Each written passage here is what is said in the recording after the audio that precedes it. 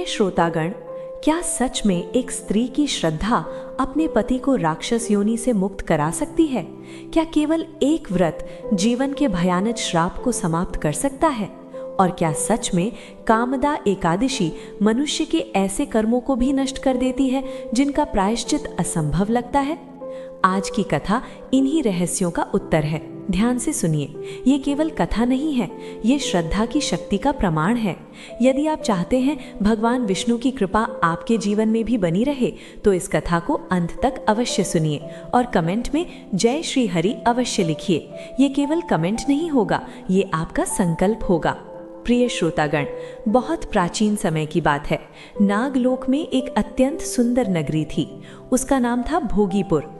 उस नगरी में चारों ओर संगीत गूंजता रहता था। वहाँ गंधर्व रहते थे, अप्सराएं रहती थीं और उस नगरी के राजा थे महाराज पुंडरीक। राजा पुंडरीक धर्म प्रिय थे, न्याय प्रिय थे और कला प्रेमी भी थे। उनके दरबार में प्रतिदिन संगीत सभा होती थी, जहाँ श्रेष्ठ गंधर्व अपनी कला प्रस्तुत करते थे। उसी नगरी में एक अत्यंत सुंदर गंधर्व रहता था। उसका नाम था ललित। ललित केवल सुंदर ही नहीं था, वो अद्भुत संगीतज्ञ भी था। उसकी वीणा से निकली ध्वनि सुनकर देवता भी प्रसन्न हो जाते थे। लेकिन उसकी सबसे बड़ी शक्ति उसकी कला नहीं थी, उसकी सबसे बड़ी शक्ति थी उसका प्रेम। उसकी पत्नी थी ललिता और दोनों का प्रेम अत्यंत गहरा था। वे एक पल भी एक दूसरे से दूर नहीं रह सकते थे। प्रिय श्रोतागण, सच्चा प्रेम देह से नहीं होता, सच्चा प्रेम आत्मा से होता है। और ललित और ललिता का प्रेम ऐसा ही था। एक दिन राजा पुंडरीक के दरबार में विशाल संगीत सभा आयोजित हुई। सभी गंधर्व उपस्थित थे। ललित भी वहां बैठा था, लेकिन उस दिन उसका मन शांत नहीं था, क्योंकि उसकी पत्नी ललिता उस दिन सभा में उपस्थित नहीं थी। उसका मन बार बार उसी की ओर जा रहा था। जब उसकी बारी आई संगीत प्रस्तुत करने की, तो उसका मन एकाग्र नहीं हो पाया। उसकी स्वर लय बिगड़ गई। सभा में बैठे एक नाग ने ये देख लिया। उस नाग का नाम था करकोटक। वो अत्यंत क्रोधी स्वभाव का था। उसने तुरंत राजा पुंडरीक से कहा, महाराज, ये गंधर्व राजसभा का अपमान कर रहा है, ये अपने कर्तव्य के प्रति असम्मान दिखा रहा है। राजा पुंडरीक अत्यंत क्रोधित हो गए। उन्होंने तुरंत कहा, हे ललित, तुमने राजसभा का अपमान किया है, तुम अपने कर्तव्य में असावधान रहे हो, इसलिए मैं तुम्हें श्राप देता हूँ, तुम राक्षस बन जाओ। प्रिय श्रोतागण, श्राप के शब्द जैसे ही राजा के मुख से निकले, वैसे ही क्षण भर में ललित का सुंदर शरीर विकराल रूप में बदल गया। उसका शरीर पहाड़ जैसा विशाल हो गया। उसकी आंखें अग्नि के समान लाल हो गईं, उसके दांत भयानक हो गए और वो राक्षस बन गया। जब ये समाचार ललिता तक पहुंचा तो उसका हृदय टूट गया। उसने एक क्षण भी विलंब नहीं किया। वो तुरंत अपने पति को खोजने वन की ओर निकल पड़ी। प्रिय श्रोतागण, यहीं से प्रारंभ होती है एक स्त्री की श्रद्धा की परीक्षा। यहीं से प्रारंभ होती है कामदा एकादशी की महिमा। ललिता घने जंगलों में भटकती रही। दिन बीत गए, रातें बीत गईं, लेकिन उसने अपने पति की खोज नहीं छोड़ी। अंततः एक दिन उसे अपने पति का दर्शन हुआ, लेकिन वो पहले जैसे नहीं थे। वो अब भयानक राक्षस बन चुके थे। उनका रूप देखकर साधारण व्यक्ति डर जाता, लेकिन ललिता नहीं डरी, क्योंकि प्रेम रूप नहीं देखता, प्रेम आत्मा देखता है। प्रिय श्रोतागण, अब आप सोच रहे होंगे, क्या ललिता अपने पति को इस भयानक श्राप से मुक्त करा पाएगी? क्या कोई उपाय था? क्या ईश्वर ने उसके लिए कोई मार्ग रखा था? प्रिय श्रोतागण, अब कथा उस स्थान पर पहुंच चुकी है जहां एक स्त्री का प्रेम श्रद्धा की परीक्षा बन चुका था। वन के बीचों बीच अपने राक्षस रूप में भटकते हुए अपने पति ललित को देखकर भी ललिता के मन में न भय था न निराशा। उसके हृदय में केवल एक संकल्प था, मैं अपने पति को इस श्राप से मुक्त कराऊंगी। यही संकल्प कामदा एकादशी की कथा का आधार है। दिन बीतते जा रहे थे। घना वन था, चारों ओर अंधकार था। कभी जंगली पशुओं की गर्जना सुनाई देती तो कभी भयानक हवाएं चलने लगती, लेकिन ललिता ने अपने पति का साथ एक क्षण के लिए भी नहीं छोड़ा। प्रिय श्रोतागण, सच्ची निष्ठा वही होती है जो कठिन समय में भी डगमगाती नहीं। एक दिन वन में भटकते भटकते ललिता बहुत दूर निकल आई। चलते चलते वो एक पवित्र पर्वत के पास पहुंची। उस पर्वत का नाम था विंध्याचल। वहाँ का वातावरण अत्यंत शांत था। वहाँ ऋषियों के आश्रम थे, वहाँ यज्ञ की सुगंध थी, वहाँ मंत्रों की ध्वनि गूंज रही थी, जैसे स्वयं प्रकृति तपस्या कर रही हो। ललिता का मन अचानक शांत हो गया। उसके भीतर एक आशा जाग उठी। उसे लगा ये स्थान सामान्य नहीं है, यहाँ अवश्य कोई समाधान मिलेगा। कुछ दूर आगे बढ़ने पर उसे एक आश्रम दिखाई दिया। वो आश्रम था महान तपस्वी महर्षि श्रृंगी का। महर्षि श्रृंगी अत्यंत तेजस्वी ऋषि थे। उनके मुख पर अद्भुत शांति थी, उनकी आंखों में करुणा थी। उनके चारों ओर ऋषि कुमार बैठे थे और वहां वेद मंत्रों की ध्वनि गूंज रही थी। ललिता तुरंत आश्रम के भीतर गई। जैसे ही उसने महर्षि श्रृंगी को देखा, वो उनके चरणों में गिर पड़ी। उसकी आंखों से आंसू बहने लगे।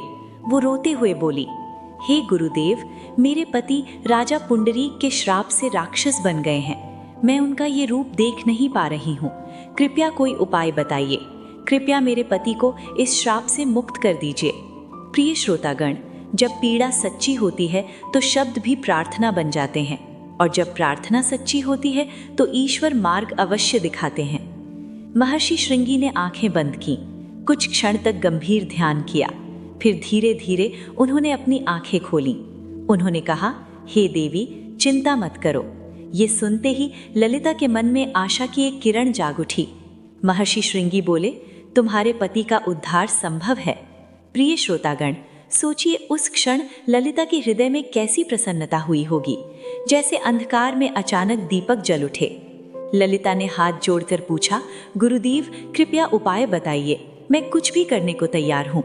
महर्षि श्रृंगी मुस्कुराए। उन्होंने कहा, ध्यान से सुनो। एकादशी का व्रत केवल शरीर से नहीं होता, ये मन से होता है, ये आत्मा से होता है। उन्होंने आगे कहा, एकादशी से एक दिन पहले अर्थात दशमी तिथि को सात्विक भोजन करना चाहिए। मन को शांत रखना चाहिए, क्रोध नहीं करना चाहिए, किसी का अपमान नहीं करना चाहिए। एकादशी के दिन प्रातः काल उठकर स्नान करना चाहिए, स्वच्छ वस्त्र धारण करने चाहिए, भगवान विष्णु का स्मरण करना चाहिए। फिर पूरे दिन भक्ति में मन लगाना चाहिए, झूठ नहीं बोलना चाहिए, किसी के प्रति बुरा विचार नहीं रखना चाहिए। रात्रि में जागरण करना चाहिए, भगवान विष्णु के नाम का स्मरण करना चाहिए, और द्वादशी के दिन व्रत का पारण करना चाहिए। प्रिय श्रोतागण, देखा आपने, व्रत केवल भोजन न करने का नाम नहीं है। व्रत मन को शुद्ध करने का नाम है। व्रत आत्मा को निर्मल करने का नाम है। अब आप सोच रहे होंगे, क्या केवल इतना करने से ललित का श्राप समाप्त हो जाएगा? क्या इतना सरल है ईश्वर की कृपा प्राप्त करना? ध्यान से सुनिए। जब एक स्त्री की श्रद्धा एक भयानक श्राप को समाप्त करने वाली थी, महर्षि श्रृंगी से कामदा एकादशी व्रत की विधि जानने के बाद ललिता का मन आशा से भर गया।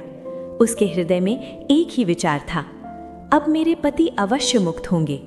लेकिन ईश्वर की कृपा प्राप्त करने का मार्ग संकल्प से प्रारंभ होता है और परीक्षा से पूर्ण होता है। कामदा एकादशी का पवित्र दिन धीरे धीरे निकट आने लगा।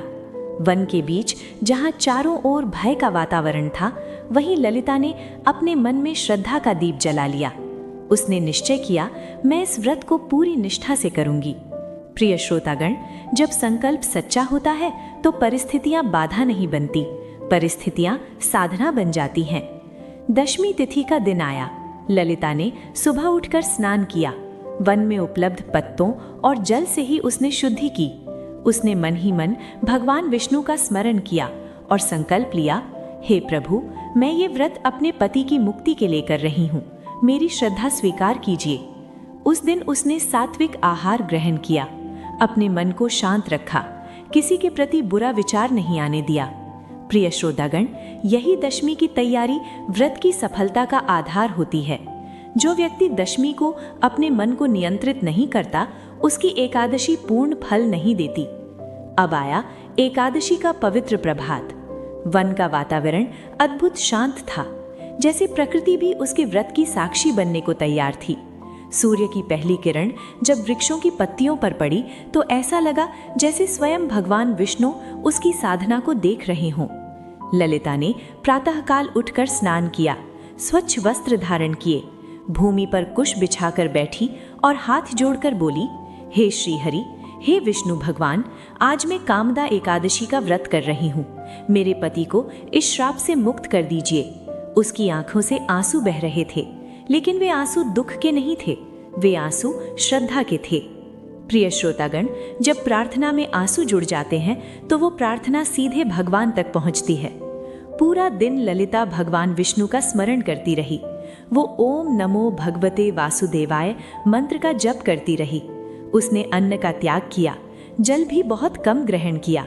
उसका मन पूरी तरह भगवान में लगा हुआ था। धीरे धीरे संध्या का समय आया। आकाश में तारों की चमक दिखाई देने लगी। वन का वातावरण और अधिक शांत हो गया, लेकिन ललिता का मन और अधिक जागृत हो गया, क्योंकि अब समय था रात्रि जागरण का। प्रिय श्रोतागण, एकादशी की रात्रि साधारण रात्रि नहीं होती।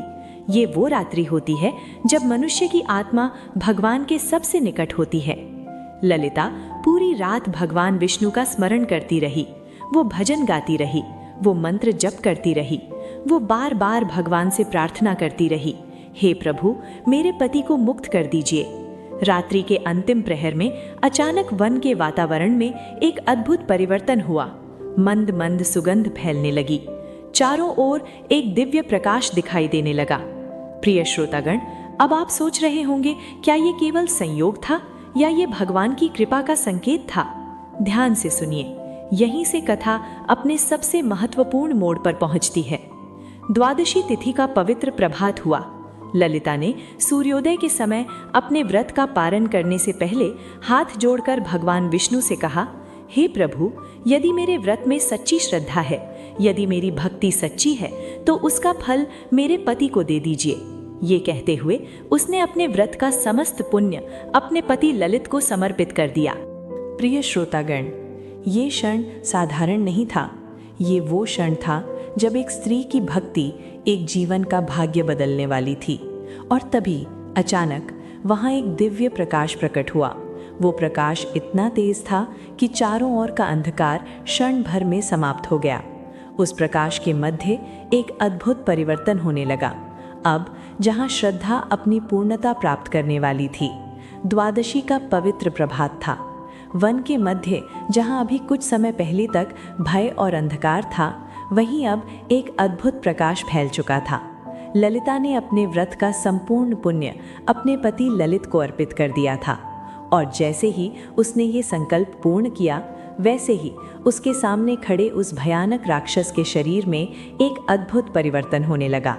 प्रिय श्रोतागण, ध्यान से सुनिए, ये केवल परिवर्तन नहीं था, ये श्रद्धा की विजय थी। ये एकादशी की शक्ति थी। राक्षस का विशाल शरीर धीरे धीरे कांपने लगा। उसकी आंखों की अग्नि शांत होने लगी।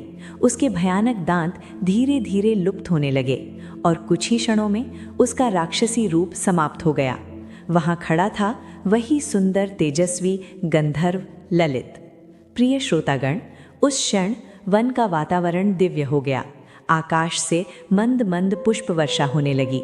चारों ओर सुगंध फैल गई, जैसे स्वयं देवता भी ललिता की भक्ति का सम्मान कर रहे हों। ललिता ने जैसे ही अपना स्वरूप देखा, उसकी आंखों से आंसू बहने लगे। वो तुरंत अपनी पत्नी ललिता के चरणों में झुक गया। उसमें कहा, हे देवी, आज मैं जो भी हूँ आपकी श्रद्धा के कारण हूँ, आपके व्रत के कारण हूँ, आपकी भक्ति के कारण हूँ। प्रिय श्रोतागण, सोचिए, जिस पति को संसार में पत्नी का रक्षक कहा जाता है, आज वही पति अपनी पत्नी के चरणों में झुका हुआ था। क्यों? क्योंकि सच्ची श्रद्धा किसी को भी महान बना देती है। ललिता ने तुरंत अपने पति को उठाया। उसकी आंखों में आंसू थे, लेकिन वे आंसू दुख के नहीं थे, वे आंसू आनंद के थे। उसने कहा, हे स्वामी, ये सब भगवान विष्णु की कृपा है। मैंने तो केवल उनकी शरण ली थी। प्रिय श्रोतागण, यही है सच्चे भक्त की पहचान। वो कभी भी अपने कार्य का श्रेय स्वयं नहीं लेता। वो हर सफलता भगवान को समर्पित कर देता है। उसी समय आकाश में एक दिव्य ध्वनि सुनाई दी। वो आकाशवाणी थी। उस आकाशवाणी में कहा गया, हे ललिता, तुम्हारी श्रद्धा, तुम्हारी निष्ठा और तुम्हारे व्रत से हम अत्यंत प्रसन्न हैं। कामदा एकादशी का व्रत सभी पापों को नष्ट करने वाला है। जो भी मनुष्य श्रद्धा से ये व्रत करता है उसके जीवन के कठिन से कठिन कर्म बंधन भी समाप्त हो जाते हैं। प्रिय श्रोतागण, ये केवल ललिता के लिए संदेश नहीं था, ये संदेश हम सब के लिए था, हम सब के जीवन के लिए था। अब आप सोच रहे होंगे, क्या कथा यहीं समाप्त हो जाती है? नहीं, क्योंकि कामदा एकादशी की महिमा केवल एक शाप समाप्त करने तक सीमित नहीं है। इस व्रत का प्रभाव मनुष्य के वर्तमान जीवन ही नहीं बल्कि उसके आने वाले जन्मों तक पहुंचता है, और आगे जो हुआ वो इस व्रत की महिमा को और भी महान बना देता है। जब ललित अपने वास्तविक स्वरूप में लौट आया, तब आकाश से एक दिव्य विमान उतरा। उस विमान में देवदूत उपस्थित थे। उन्होंने कहा, हे ललित, हे ललिता, आप दोनों अब फिर से गंधर्व लोक में लौट सकते हैं। दोनों ने हाथ जोड़कर भगवान विष्णु को प्रणाम किया, महर्षि श्रृंगी को प्रणाम किया और दिव्य विमान में बैठ गए। कुछ ही क्षणों में वो विमान आकाश की ओर उड़ गया। प्रिय श्रोतागण, सोचिए, एक स्त्री की श्रद्धा एक पति का भाग्य बदल सकती है, एक व्रत एक जीवन का मार्ग बदल सकता है, और एक सच्चा संकल्प ईश्वर को भी प्रसन्न कर सकता है। प्रिय श्रोतागण, अब कथा उस अंतिम और अत्यंत गूढ़ सत्य की ओर बढ़ रही है जिसे समझे बिना कामदा एकादशी की महिमा पूर्ण नहीं होती। ललित और ललिता दिव्य विमान में बैठकर गंधर्व लोक की ओर प्रस्थान कर चुके थे। वन का वातावरण फिर से शांत हो गया। लेकिन उस दिन जो हुआ वो केवल एक दंपत्ति की मुक्ति नहीं थी, वो एक संदेश था हम सब के लिए, हमारे जीवन के लिए। आप सोच रहे होंगे, इस कथा का हमारे जीवन से क्या संबंध है? हम तो गंधर्व नहीं हैं, हम तो किसी श्राप से राक्षस नहीं बने, तो फिर कामदा एकादशी हमारे लिए क्यों महत्वपूर्ण है? ध्यान से सुनिए, यही इस कथा का सबसे गहरा रहस्य है। प्रिय श्रोतागण, राक्षस बनना केवल शरीर का परिवर्तन नहीं होता। जब मनुष्य क्रोध में डूब जाता है, जब मनुष्य अहंकार में डूब जाता है, जब मनुष्य वासना और लोभ में फंस जाता है, तब वो भी धीरे धीरे राक्षस जैसा ही बन जाता है, बाहर से नहीं, अंदर से। और यही कलयुग की सबसे बड़ी सच्चाई है। कामदा एकादशी केवल एक व्रत नहीं है, ये मन को शुद्ध करने का अवसर है, ये आत्मा को जागृत करने का अवसर है, ये अपने भीतर छिपे अंधकार को समाप्त करने का अवसर है। ललिता की सबसे बड़ी शक्ति क्या थी? उसकी सुंदरता नहीं, उसका ज्ञान नहीं, उसकी सबसे बड़ी शक्ति थी उसकी श्रद्धा, उसका विश्वास, उसकी निष्ठा। प्रिय श्रोतागण, आज के समय में हम पूजा तो करते हैं लेकिन विश्वास कम होता है।